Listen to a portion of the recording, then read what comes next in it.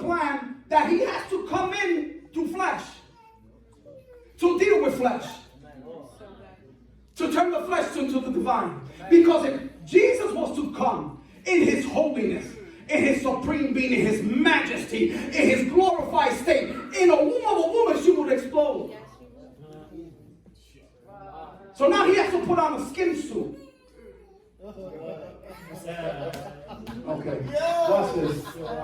He could not come standing out as a baby, because they would have known it was him.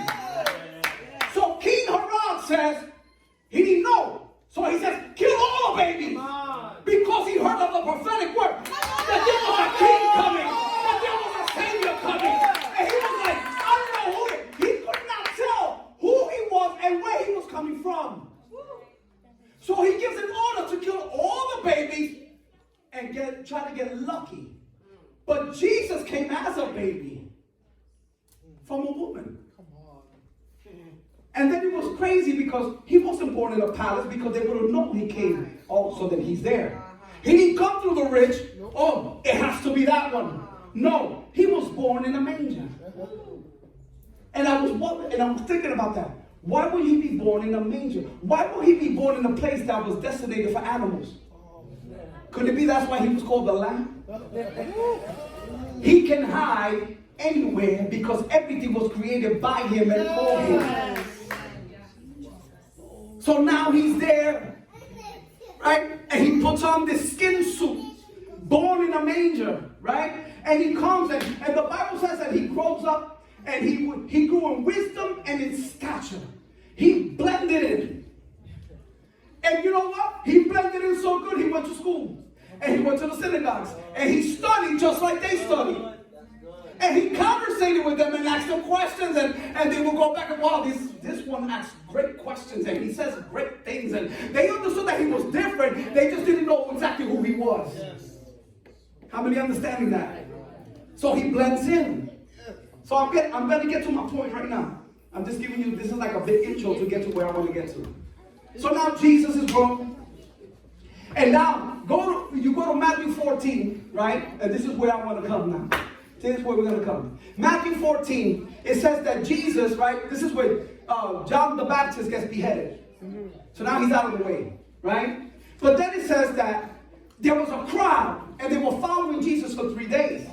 And they had nothing to eat. And the disciples said, send them away, master, because we don't have nothing to eat. And he said, no, give them something to eat. Yes. And they said, but we don't have nothing. What do you have? We have 3 breads and 2 fish. He says, from that, and he multiplied it, and they all ate it. They were all satisfied, right? And there was even leftovers.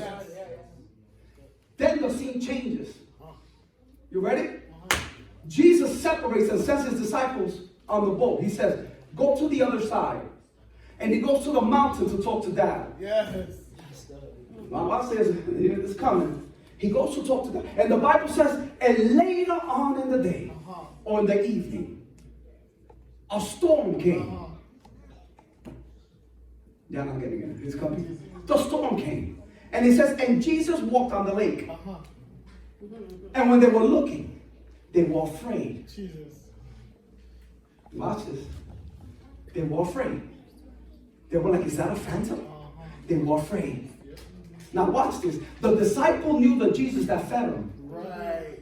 The disciples knew the Jesus that was supplying for them. They knew the Jesus that was working miracles and wonders, but they didn't know the Jesus that was walking in the storm. And this is the problem we have. We love when Jesus supplies for us. We love when he gives us something to eat. We love when he prophesies to us. We love when he heals us. We love when he provides for us financially. We love when he gives us a job and we're good. And we love all this. But when Jesus shows up in the midst of a storm, we don't recognize that Jesus. Because we think that Jesus will never show up in a storm. This is why Peter says, Jesus, if that's you, permit me to walk on the water. And Jesus said, come. And the Bible says he began to walk. I don't know how many steps he took, but he walked. Why? Because this is the point. The point is that we don't know we've never understood that maybe that sickness was God himself. Amen. Maybe your disability was God himself. Maybe your financial rut was God himself. Maybe the storm that we're going through is God himself. Listen, you will stay all day rebuking that storm. You will never rebuke Jesus.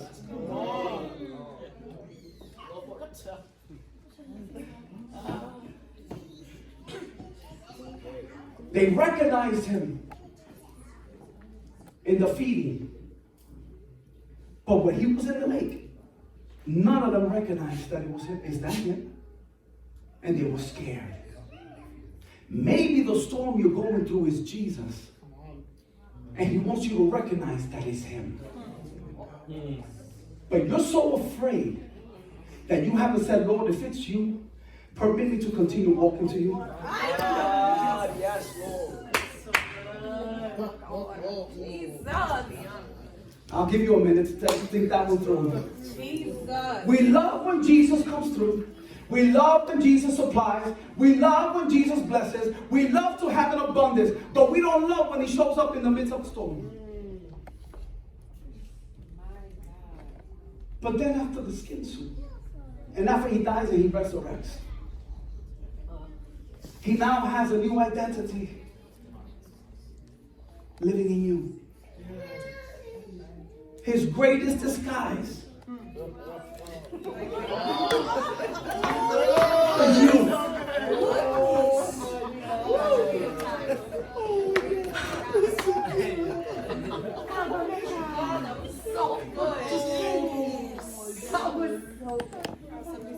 That's why he told the disciples, it benefits you that I leave. But I will send you one. You know the one the Father promised? I'm going to send you one that will never leave you nor forsake you. And his greatest disguise is living inside of you.